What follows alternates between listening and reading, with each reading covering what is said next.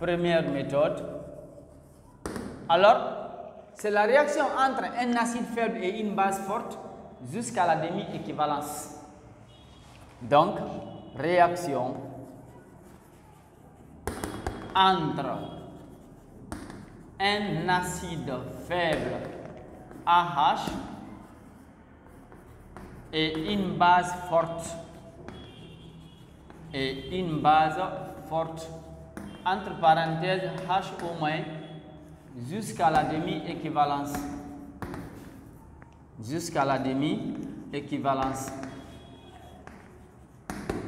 Et là, à la demi-équivalence, le pH va forcément être égal au pKa. Je vais donner un exemple ici. Qui est CH3COOH.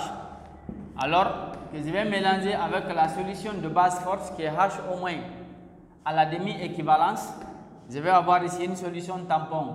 Donc j'aurai ici le CH3COO- plus H2O.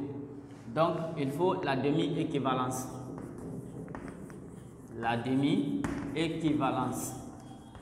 Cette demi-équivalence veut dire quoi? Que lorsque j'utilise une quantité de matière Na de l'acide faible, je dois utiliser sa moitié. Donc je dois avoir ici Na demi. Autrement dit, si j'utilise 100 mol pour l'acide, je dois utiliser 50 mol pour la base. Si je dois utiliser 25 mol pour l'acide, je dois utiliser sa moitié ici, donc 12,5 mol. C'est ce qu'on appelle ici, alors, la réaction à la demi-équivalence. La deuxième méthode,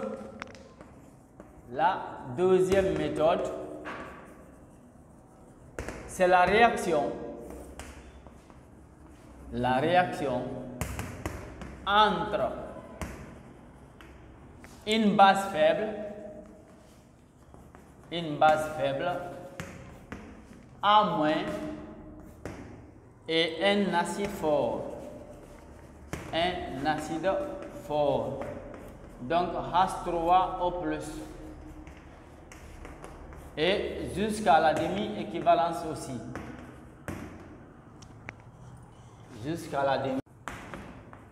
Le pH va forcément être égal au pKa.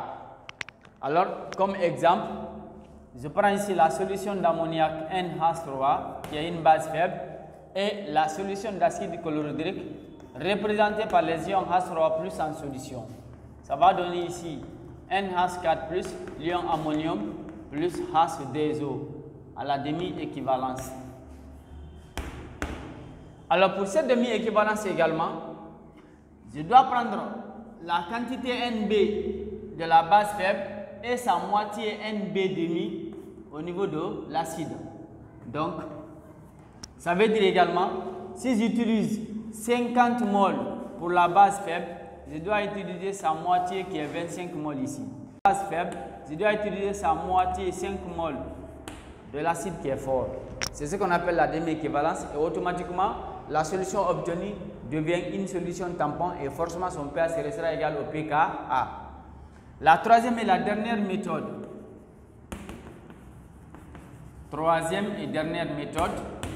C'est la réaction entre un acide faible et sa base conjuguée.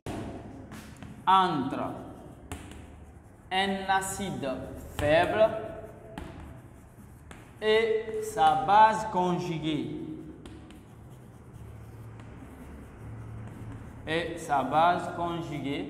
Jusqu'à l'équivalence. Et obligatoirement à l'équivalence, le pH sera égal au pKa et la solution sera qualifiée de solution tampon. Et comme exemple, je vais prendre ici la solution de chlorure d'ammonium, la solution d'ammoniac NH3. Nous avons l'acide ici et nous avons sa base conjuguée. Autrement dit, on a l'ion ammonium NH4+, et la molécule d'ammoniac NH3. Voilà, ça va donner obligatoirement NH4+ toujours, plus NH3. La solution reste tampon, mais à la condition d'équivalence. Ça veut dire ici, la quantité de matière de l'acide Na doit être égale à la quantité de matière de la base Na aussi ou bien NB.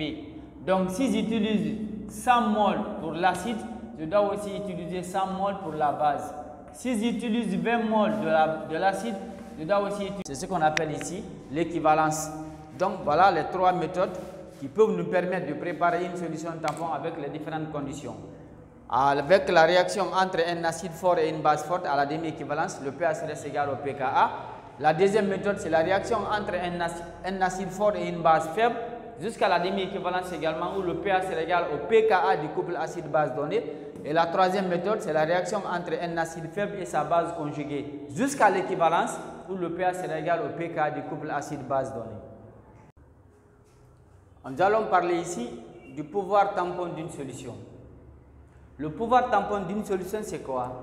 C'est une grandeur, c'est un paramètre qui permet alors de classer les solutions tampons entre elles. Autrement dit, ça permet de connaître parmi plusieurs solutions tampons quelle est la meilleure solution tampon. Autrement dit, quelle est la solution la mieux tamponnée ou la plus tamponnée. Et dans ce cas, lorsque nous avons plusieurs solutions de pouvoir tampon donné, la solution la plus tamponnée est celle qui a le pouvoir tampon le plus élevé. Et ce pouvoir tampon est calculé mathématiquement par cette formule. Bêta égale à la variation de la concentration de la base sur la variation du pH, ou bien c'est égal à moins la variation de la concentration sur la variation du pH. Et nous savons que la variation alors des concentrations ou la variation du tout court, c'est la différence entre la borne supérieure et la borne inférieure. Donc, c'est cette formule-là qui est là.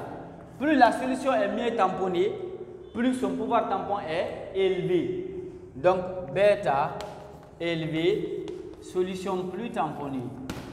Solution plus tamponnée.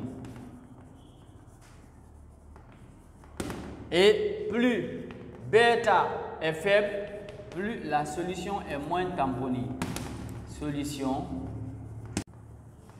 Donc voilà ce qui signifie ici le pouvoir tampon d'une solution. Dans cette expression, on a le signe moins au niveau de l'acide et on a le signe plus au niveau de la base. Parce que lorsque nous diluons une solution acide, sa concentration diminue. Donc cette amplitude-là devient négative. Et comme le pouvoir tampon est toujours supérieur à 0, on l'accompagne par un signe moins. Quant à la base, alors la concentration diminue. De telle sorte que alors la variation de la concentration et la variation du pH sont toutes. Et le rapport de deux valeurs négatives donne une valeur positive. Voilà pourquoi il y a le signe plus au niveau de la variation de la base sur la variation du pH et au niveau du signe moins pour la variation de la concentration de l'acide. Nous allons maintenant parler de l'importance d'une solution tampon. Importance d'une solution tampon.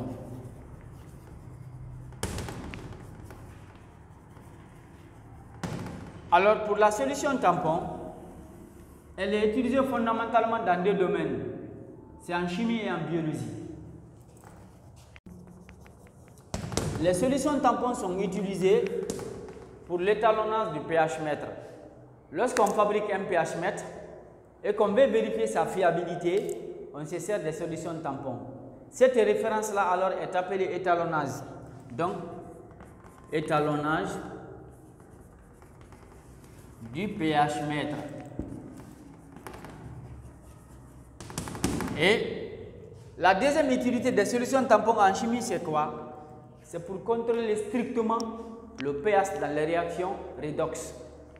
Je vais donner un exemple. Lorsque je prends par exemple le dosage redox de l'acide oxalique par la solution de permanganate de potassium. L'acide oxalique étant acide, son pH est inférieur à 7. Mais la solution de permanganate de potassium est une solution neutre. Donc en mélangeant de l'eau avec une solution neutre, et en mélangeant du moins une solution acide avec une solution neutre, alors si la solution n'est pas tampon, obligatoirement on va assister à une forte variation du pH. Donc pour que le pH soit insensible à la dilution, autrement dit à l'ajout de l'eau, voilà pourquoi il faut utiliser ici une solution tampon. Donc on dira que c'est pour le contrôle strict du pH dans les milieux redox ou dans les réactions d'oxydoréduction. Dans les milieux redox. Autrement dit, c'est le maintien constant du pH, maintien constant dans les réactions redox, dans les réactions d'oxydoréduction. Voilà les deux rôles. Alors, le plus important de les solutions tampons en chimie. Et le deuxième domaine qui est la biologie, qu'on appelle biomédical, maintenir constant le pH sanguin. Donc, c'est pour le maintien constant du pH sanguin. Le maintien constant du pH sanguin.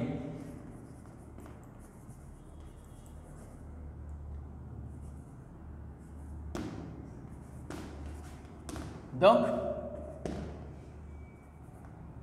ici, lorsque je prends le sang est une solution tampon, tout comme la salive aussi. Pour quelqu'un qui est en bon état de santé, alors qui n'est pas du tout malade, le pH de son sang est égal à 7,4. Dès que cette personne tombe malade, ce pH-là diminue. Et si le pH diminue jusqu'à 7,1, la personne est dans le coma.